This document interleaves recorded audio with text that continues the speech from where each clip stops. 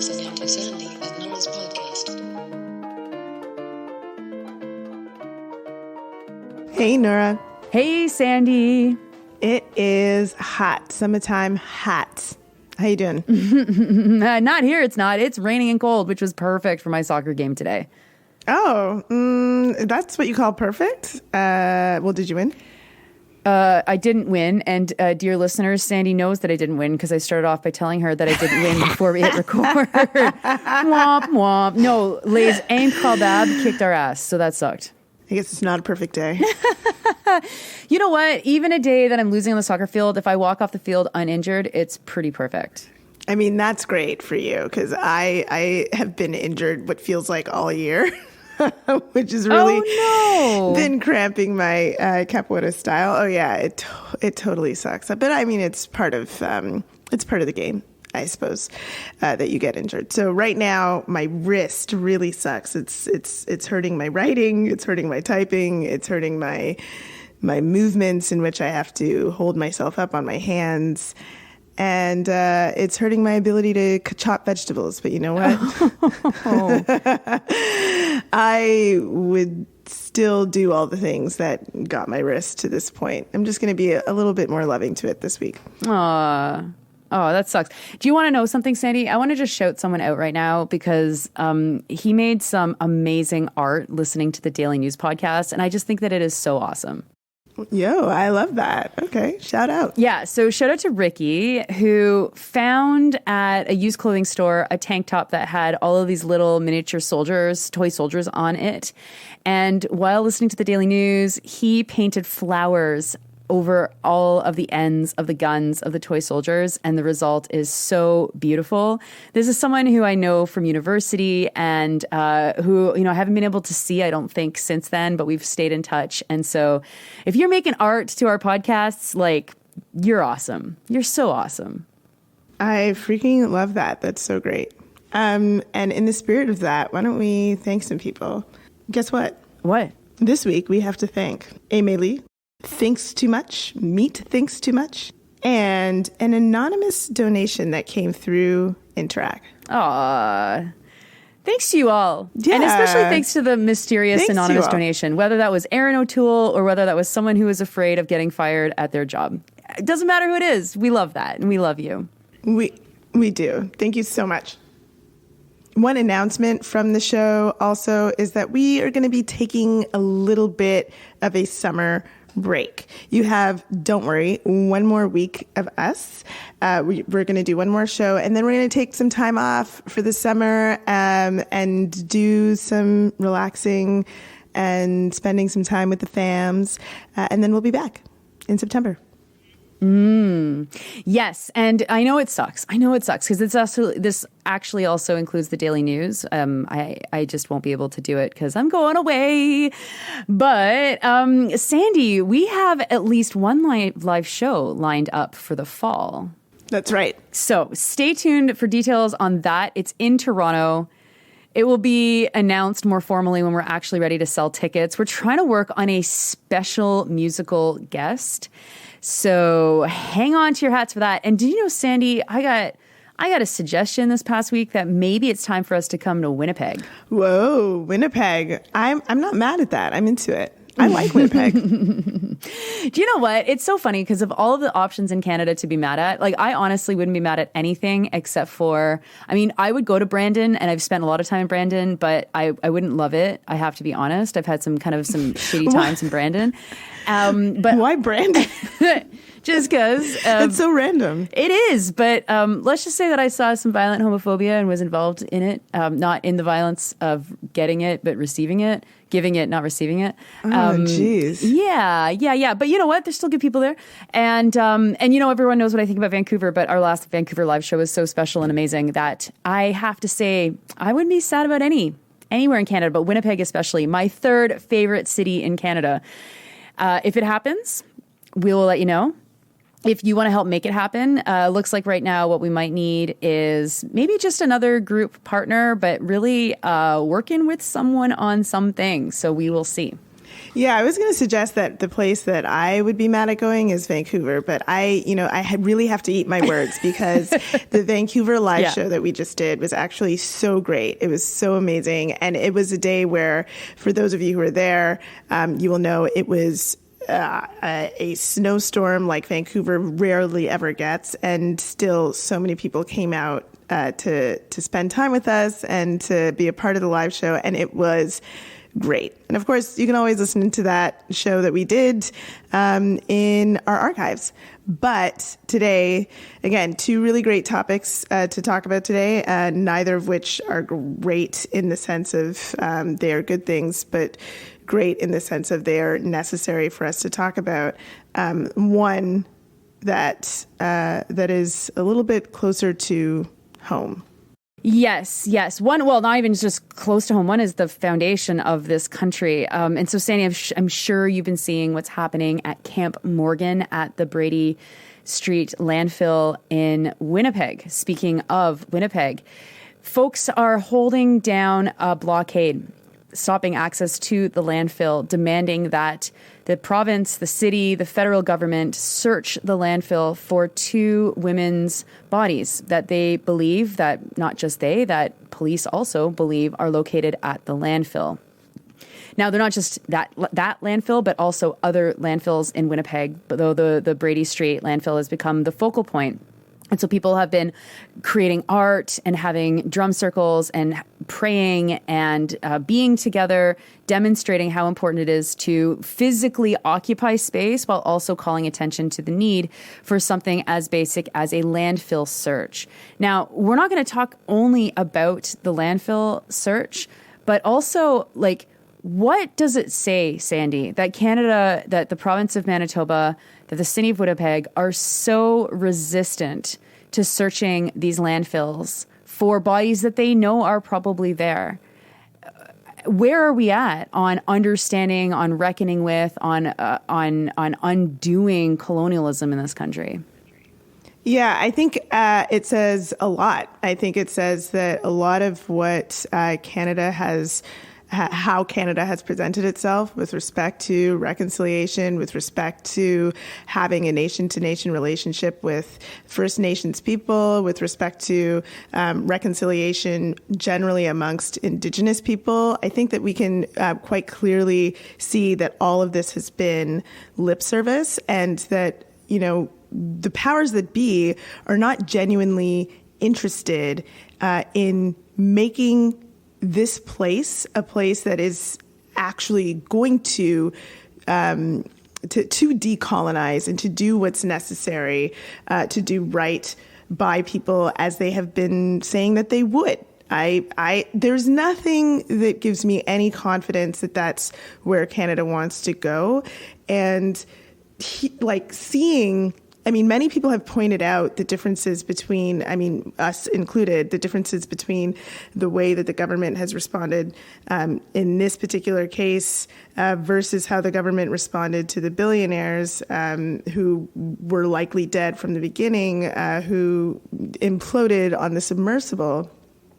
But I mean, it's way beyond that. The evidence of this sort of callous disregard is all over the way that the Canadian judicial system works, the way that politicians continue to ignore the various impacts of colonialism on Indigenous people and other people. And so, this seems like par for the course, and it is really, really fucking frustrating. And, you know, Nora, I was listening to another news podcast this week that I won't mention what it is, but I just think one of the things that is an issue, and we were talking about this just before we started recording, in how we understand these issues and how the government responds to these issues and how we talk about it, is we're like fully stuck in a place where we cannot get beyond the Like, is there colonialism? Is this bad? Like, yes, this is bad. Okay, yes, this is bad. How do we know it's bad? Here are the ways that we know that it's bad. Okay, great. Are there people who deny that it's bad? Yes, people deny that it's bad because of this. And it's like, oh, wow, very terrible. And that's where it ends, And I think that we have to be a little bit better than this, a little bit more sophisticated, and understand how we move past this very limiting conversation into action. Yeah, absolutely. And, it's so important to mention just how rotten the entire system goes right up through the judiciary. I know a lot of people online have been sharing words from Justice Sheldon Lanchberry. Lanchberry is the justice who has written the injunction that was supposed to clear the protesters from blocking the landfill. Now, the protesters have refused to unblock the landfill. There's a beautiful photo of people burning the injunction that's been circulating online. But Lanchberry, I'm not sure if you saw this, Sandy, but he was trying to empathize, I guess, with people, try to explain how he understood their pain. And when folks responded to say, what are you how can you know our pain? This justice, this judge, court guy, responds to say, well, he grew up poor, so he understands what it's like to be Indigenous. Oh, and what? Of course, people have been very, very angry about this online, and should be very angry about this online. But I think that it just is another very small example of how white people in this country, we are so we are so capable of just painting all of these issues with a single brush and being like, yeah, there's some bad stuff out there, but it's not that bad. Or I've experienced this too. Like, I know what you're going through. And it's like, this is colonization, it's neo-colonization, it's the two forces together. And no, structurally, not even the poorest white person has any idea of what colonization feels like in the way that an Indigenous person feels in this country. So people have obviously called for him to be removed from the bench, or for him to resign, or whatever. But it's just so indicative to me of what exactly is the problem among those. First of all, the tier of people that do have power, like a judge that has a power to grant an injunction. But then also, more generally, as you say, Sandy, we get stuck in these kinds of scripts over and over and over, and there's no exiting them because the scripts are so strong that it's like we're constantly rediscovering things, as if we need to rediscover colonialism over and over and over, and yet we do. While this is all happening, there's also a crisis that has been ongoing for many years in British Columbia and has been getting much worse in Alberta. I don't know if you heard me mention this on the Daily News, Sandy, but life expectancy for First Nations men and women in Alberta has dropped by 7 years on average in the last few years. Most of that is related to the toxic drug crisis, which, of course, Alberta in April, the last month with any data related to this, just had its highest number of toxic drug-related deaths in the province. And that drop in life expectancy has now grown the gap of life expectancy between First Nations men and women and non-First Nations men and women in Alberta to be 18 years. That is 18 years. Unconscionable. That is absolutely unconscionable. That is disgusting. That is an emergency situation. There should be a state of emergency called. If that was the case for any other community in Canada, the government, if this was happening to white communities in one province, the government would call a state of emergency to try to figure out what was happening and to try to address the issue.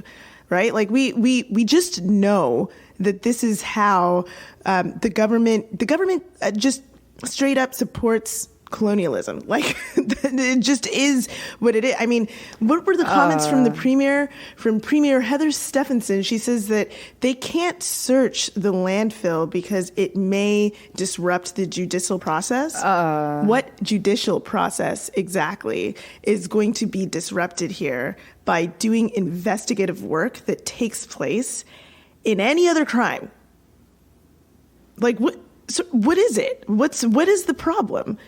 She's saying that she doesn't want to financially support it because, we don't know it could take 1 to 3 years. Like, this could be a big issue. So there's investigations that are done all the time. The only conclusion to take from those sorts of remarks is that this is somebody who supports colonialism and actually does not care to undo the impacts of colonization on particular communities. This is not, so much more could be asked for. What is being asked for here is to do a regular investigation. And it seems like really, I don't know, just really fucking unconscionable that can't be done. And so the question of moving beyond this and understanding that the judicial process, our politicians, the way that Canada works is dependent on these sorts of structures is really important for us to move past these sort of stalemates that we find ourselves in, where folks don't seem to know what to do next, except for to say, is this colonialism? And for us to be yes. Yeah. And there's so many concrete things that could be done. And I just, part of colonization is that white institutions or institutions that are imbued with white supremacy have a hard time exiting the logic of white supremacy because it's everywhere, because it's literally touching every single thing. And so, of course, a state of emergency should be called when we have, this data showing the life expectancy drop in Alberta or the disproportionate impact that the toxic drug crisis is having on Indigenous people. And of course, that's not only in Alberta, that's happening all over Canada. But beyond that, it's on every single issue, there are groups that are trying to intervene in different ways. And unless your interventions capture how the most marginalized by colonization are impacted by the issues, you're never going to cut at the core of what your real problem is, right? So, if you're working on houselessness and homelessness or people who live outside because they can't afford anywhere else to live, and you don't have an understanding of the fact that Canada, literally right to the very beginning of Canada's origins, land is bought and sold and commodified, and housing is bought and sold and commodified, and that is all done to make people money. And it's the same thing that's happening today. And there's a direct line between the foundation of Canada and its land-owning white Christian founders and the money that is made off of the housing industry, right? So we really need to think deeper about these things, maybe move ourselves offline where we're tempted to simply talk about these things, and really reflect on how in all aspects of our organizing can we bring in elements of Canada's colonial underpinnings and reality to make sure that we're actually fighting these things on the different issues where we can identify them. Yeah, and I think another place to go with something like this and any sort of issue that we may be fighting, you mentioned homelessness or houselessness. It could also be the climate crisis. The question of trying to force government to do the right thing, that's always, sure, we should do that. That is something that, we are forced to pay into a system. That system should work for us. Do what you can to make the system work for you. Absolutely. We should be making sure that we're doing what we can to make sure that the people around us in our communities know about the issues. So, whether that's having campaigns, whether that's doing direct action, all of that, very good. Where I think we sometimes struggle is taking the next step, which is okay, if the government isn't doing this, do we have the ability to do it? The thing that we are trying to force them to do. And if we do have the ability to do it, how can we organize getting that together? Are there groups union groups who have access to the types of materials that would be needed in order to do some sort of search or to force at least some sort of confrontation? that can be done. Are these workers unionized? Are the dump workers unionized? Are the city officials, Yes. Like, how are the people who are involved organized elsewhere in their lives that we can have those organizations, whether it's unions or religious institutions or maybe it's places where folks get regular education. I don't know. Are there ways that those institutions can be brought along into the next step? I think that, sometimes we talk on this podcast a lot about political imagination and what can be done. And for folks who are, people who are, especially if you're, a part of the majority, connect with these communities, ask what sort of supports are needed, but also think about how you can hold your own government and your own institutions accountable beyond just the ask to the government. What's next? Like, how can you move forward with taking some sort of direct action? Yes. And then, eventually you'll find yourself up against the logic of the Canadian system in and of itself, which is that this whole country is a colonial project, and that there will always be failures from formal political parties that believe in the structures of this country as being reformable and not understanding that the very foundation, the very constitution that we have, the way that business operates on these lands, the way that workers are exploited on these lands, they are all built and baked into the crust of what Canada is. And we cannot lose sight of that, because if we start to imagine that reconciliation is a question of money or a question of dialogue or a question of benevolence from a white majority government, then we will always find ourselves tripped up when the most core issues never get resolved. Every single issue that touches society disproportionately impacts Indigenous people worse. Every single one, whether it's mining, whether it's the environment, whether it's forest fires, whether it's food security, whether it's police, whether it's schools, whether it's universities, whether it's healthcare, every single one. And the fact that the broad left, whether through its unions or through social movement organizations or whatever, have not systematically found ways to pick at these issues, not call attention to them, not lobby government to change them, but to actually do the work to undo the injustices built into every one of the systems in which these groups operate, is a really huge problem. I mean, not to even mention that, of course, a lot of these organizations have colonialism built within them, and then they themselves uphold colonialism. This is a kind of another side of this, which is even more sticky. But understanding that is like so fundamental to doing any left-wing work in this country, that if you are listening and you're like, I have not really thought about this in this like kind of movement that I'm doing or in the work that I'm involved in, like, get on thinking about it, get on organizing around it, and try to figure out what kinds of things have been missed or glossed over or not taken a priority of, that unless you target those issues, nothing gets better for anybody.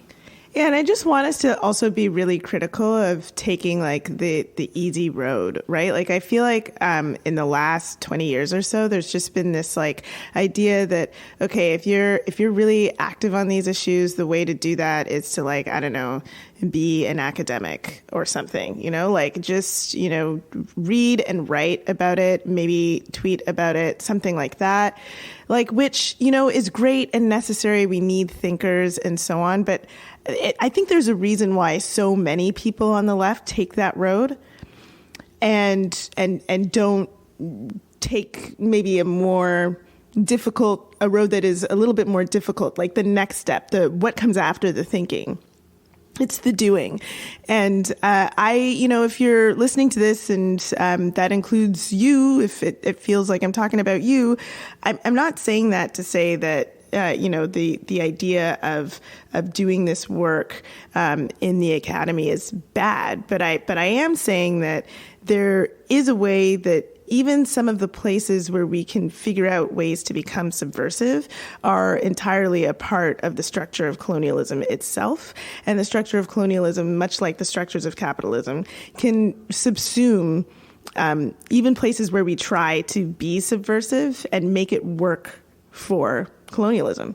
And so we should be thinking about that as well. If we're super comfortable in a space, that's probably not a space that's doing what it needs to be doing if we're really serious about decolonization. Totally. Now, we've talked a lot about unions and their role in fighting a lot of these forces. And there are some good examples out there as well. You know, my union, or our union, Unifor, helped to pay for a boat to drag the Red River in Winnipeg back when activists were calling for support to do that kind of work and look for the bodies of murdered and missing Indigenous women and men in the Red River there. But unions right now, and this is the pivot to the next issue, unions right now seem to be kind of having, I don't want to say a moment because that's kind of overused, but there seems to be a convergence of issues. And I was so struck by the comments made by SAG-AFTRA president Fran Drescher, which is like so funny to watch someone who you know as the nanny be the president of this union, SAG-AFTRA, talk about their issues and fighting things like greedy management who has made tons of money in the last 5 years. And they're not sharing that money with the workers. And also they want to replace us all with AI. And then hearing the exact same thing from the Longshoremen's Union in British Columbia for why they had an almost 2-week strike to fight against the massive profits of the Employers Association companies and to fight against technology taking their jobs. And then to also hear the same echoes of Metro grocery workers across the Greater Toronto area that are about to go on strike over the exact same issues. It's a really amazing convergence of problems, of campaigns, of fights that are happening right now. Yeah, I think, you know, that issue of technology, but also I think part of what's happening, part of this convergence moment is the way that the pandemic really made even more stark the gap between the ultra wealthy and everyone else. I think, you know, people are definitely feeling that everywhere and are searching for ways to fight against that, you know, billionaire class, the people who like control so much of everything and increasingly are turning towards their unions. And it's been great, you know, when I go to capoeira, my capoeira classes, I pass by SAG-AFTRA and I pass by the WGA, and I pass by lots of picket lines as I go. So it's been really great to witness all of this. And we should probably also mention that the sister union in Canada, ACTRA, has been locked out for about a year from the Institute of Canadian Agencies, which is responsible for producing commercials across Canada. So there, you know, like there's a lot of this labor activity that's going on.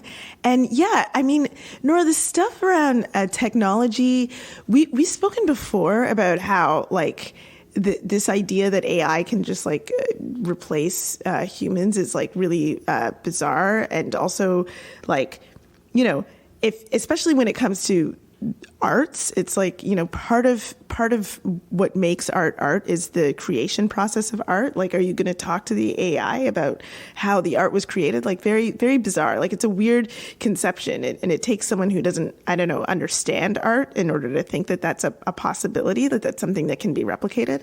But the other thing that it makes me think about too is how we have become.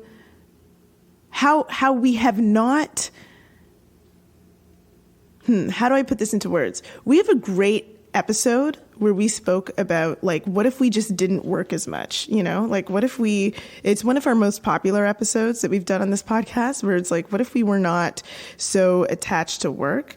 And I think in a moment where technology seems to be making a shift, and I'm not at all advocating for AI to take over all of this stuff, but I do think that there's a way that perhaps technology can make many of our lives easier, and perhaps we don't need to live in an economy that is just solely dependent on the majority of the population of the earth working for a small minority of billionaires to continue to make them lots and lots of money. I don't know.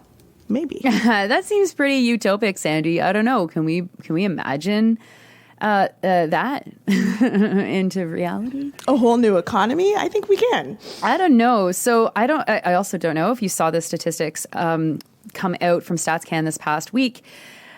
Our generation, Sandy, we're about the same age, is paying 275.8% more than what it's bringing in every month in income.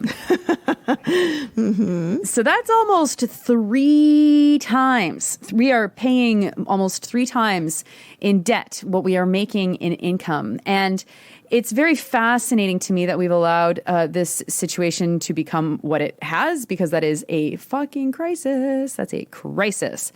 And I at the same time, the total amount of money that's owed by Canadians surpasses the gross national product. That's another landmark that we've surpassed this past year. And one of the few income redistribution mechanisms that we have in society, I mean, there are others, but probably the most powerful and effective are unions, because unions are able to fight bosses who are greedy for more money to give to the workers. And then that does improve the lots of other workers in similar industries. Now, unions, of course, have been under strain and have tons of room to improve. Certainly in the last 30 years, they have not been unharmed by neoliberal reforms. But the particular focus on machines replacing work is something that I am so fascinated by, because it's like, here's something that is true. Machines cannot make you a profit. Human labor is the only thing that can generate profit. Machines will help in that situation. They will make perhaps things more efficient. Maybe they can reduce the number of people working for you. But I think it is very, very clear that the only thing that machines do is it supplants labor and puts labor somewhere else, and is recreating society such that the people who do visible labor will never come in contact with the people who do invisible labor, creating 2 very different classes of worker who lose. I mean, the workers who do invisible labor might not be in Canada. They might be so invisible that we, the end receiver, don't see them at all. It makes them a lot more vulnerable to being exploited, because it's harder for them to organize because they're invisible, but so too are their colleagues.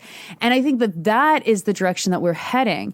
Now, there's not enough people saying this, and there's not enough people talking about this, because the future of work discussion tends to be very liberal, very dominated by understanding liberalism as still being something that is not only good, but that is enduring and that isn't under threat. And it's like, okay, no, we are certainly hurtling towards something different. And every single checkout, self-service checkout that is placed into a supermarket, it isn't just that that's reducing jobs. It's that's also like increasing other problems beyond what management or owners are willing to actually admit, though I'm sure that they know. I really like the way that you phrase that, that it's creating 2 different classes of worker that don't come into contact with each other. And it kind of mirrors what we were just talking about with respect to colonialism, doesn't it? And it kind of mirrors what a lot of the issues in our world, how they function. You create a system where you are dependent on the complete exploitation and downtrodden of Indigenous people, of Black people, of making sure that not everybody can afford homes, can afford shelter. Like, you create a system that is based on that. And then you do whatever you can to make sure that there's the majority of society never come into contact with that group of people. It's the same playbook. And it is curious, as you've said, that not enough people are talking about this, given that we should be so good at recognizing it now.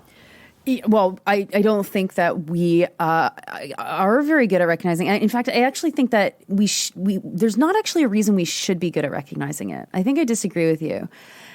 Think about the way that all of the conversations about remote work or working from home have happened. It's always on the terms that journalists are most comfortable with having this conversation. There's more flexibility. People have more control over their schedule. There's some more surveillance of management and that kind of thing. The conversation doesn't tend to get out of that very narrow frame that we used to have offices and now we have people working from home. Then you'll have a story like I saw circulating on Twitter this past week about just how much office buildings have been devalued, and that, huge amounts of office buildings are just empty, right? That they're probably always going to be empty. People are always going to be working from home. But the impact that has on society and on social control is incredible. It's so incredible because it means that, like, number one, what you trade off in going into the office, you now take on surveillance. What you trade off in more flexibility is now a lack of any kind of human contact during the day that isn't necessarily like through email or through text or just through serving someone who you might be serving over the phone. Then we have absolutely no concept of how important it is for us to have in our lives real people, points of contact, who are not our friends and family, who we see regularly, who we form superficial relationships with, but that we share with them moments in our lives that are fundamental. There's no conversation like this at all. And instead, it's all about, oh my God, the robots are going to replace us. And, AI is going to create a new version of the nanny, and Fran Drescher is going to be the nanny for the next 200 years. Or they can just take our voices, Sandy, and make Sandy and Nora for the rest of time if they wanted to do that. And it's like humans cannot be replaced by robots to make someone else a profit. There will always be exploitation. And if you don't see the exploitation, all that means is that the exploitation has gone underground. It might have been outsourced overseas. It might have been outsourced to another community. It might be outsourced to a part of your town that you never go, but it is there. And the increasing desperation of people working shitty jobs for no money, with no job security, who are completely vulnerable to being abused by their employers. That's what the technology creates. And that's why these unions have identified it as being such a threat. And it has taken way too long for anybody with any platform in this country to be like, whoa. Like, it isn't just a checkout counter is removing an employee. There's still employees. They will still be doing work. Where are they doing that work? Who is the employee that's now there? And then what happens? And all of a sudden, the employee has the ability to stop someone who they think was stealing from the self-service machine, but this person didn't know how to use it, or they were stealing, or they weren't stealing. But then all of the other systemic oppressions come back into play because the person was Black or the person was Indigenous and they were suspicious. And then all of a sudden, the police are like, well, they didn't weigh that thing properly. And so now we're going to charge them. I mean, it's so obvious that these are tools of control, and thank God that we do have unions who are fighting these tools of control, but that is not enough. It is a small fraction of the population doing that work. Yeah. As you were talking about that, I was thinking about the ways that in which this is also related to our very, very stunted mental health conversation in our society. Absolutely. But also, have you seen the spate of recent articles about how working from home is like really bad for your health?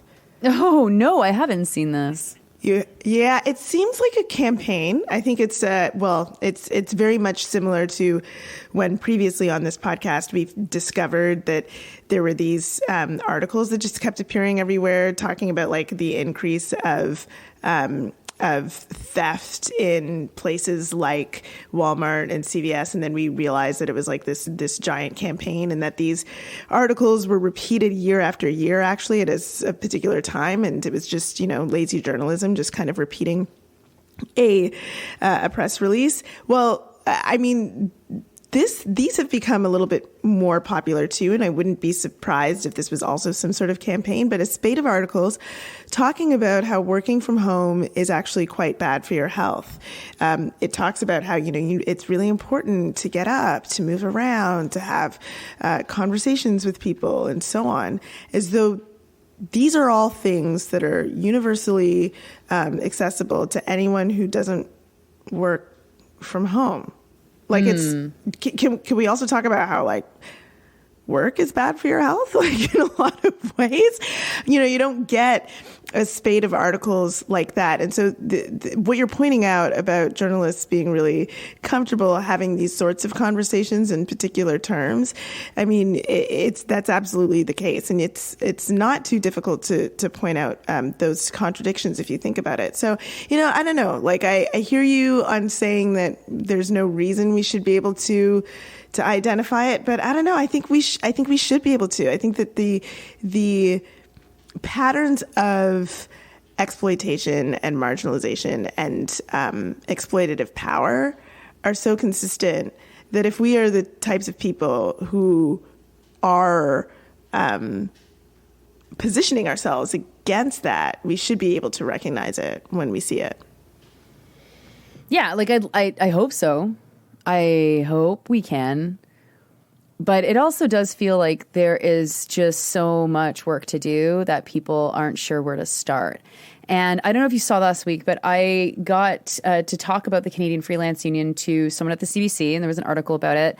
And what followed that article were a lot of very cool cold calls from people who are wondering how they can organize their own kind of freelancing kind of thing. And also, there was interest from, I talked to one talk radio station in Edmonton, and I don't think the guy is a particularly left-wing guy. Maybe I'm wrong. But it was like a super friendly, like, yeah, you guys need to fight the man, and you're the little guy and all this kind of stuff, which is true. And it was really, great to have a good conversation with someone on talk radio. And it just was like, this is what we're missing, any, I don't know. Sometimes I feel like it just goes back to we don't have adults in the room anywhere. And we're just missing money. Like, if I had the money to hire people, I would hire all of these people and be like, hey, go and do this work. Or if I had but I don't. I'm just one person. But there are people who listen to this podcast who do have access to money. And so this is, I think, where the unions have such a huge responsibility that, yes, of course, you need to be fighting these things within your memberships and you need to be fighting them around collective bargaining time. But also you have a responsibility to externalize the strength and the pressure that you have in your own industries into other issues. And to bring this back to the first half of this conversation, this is exactly where we can see, like, there are two paths towards changing things in Canada.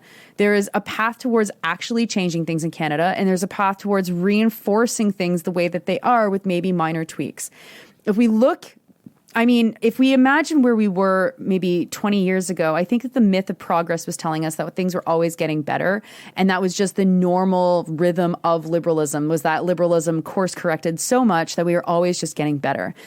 And I think that we can see very clearly now in the last 40 years that is not at all what has happened, and that institutions like unions and like other groups on the left have not been able to resist neoliberalism such that they've been effective. So they've been highly rendered ineffective in a lot of the campaigns that they run.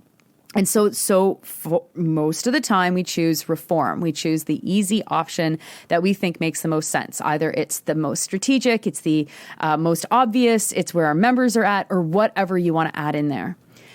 And that is not going to cut it. That is not going to cut it. Not with the extreme heat, not with the forest fires, not with everything that's happening within society right now. It is not going to cut it. And there are far too many groups out there that are far too complacent with this stuff that either, will fight for it when their collective agreement comes up, but then that's it. We have to externalize this stuff to everybody, folks. And until we do, we are sunk.